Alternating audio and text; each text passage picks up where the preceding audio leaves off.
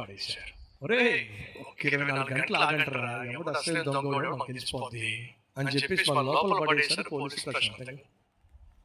ఆ రాత్రి అసలే దొంగ అంటున్నాడండి, ఒరే నేను చెప్పాను నీకు నా జోలికి రావద్దని చెప్పాను, నా మాట నువ్వు వినలా, దొంగతనం చేసింది నేనే, కానీ నన్ను పట్టించాలని ప్రయత్నం చేసిన నిన్ను పట్టించా, నీ జేబులో గొలుసు పెట్టింది కూడా నేనే.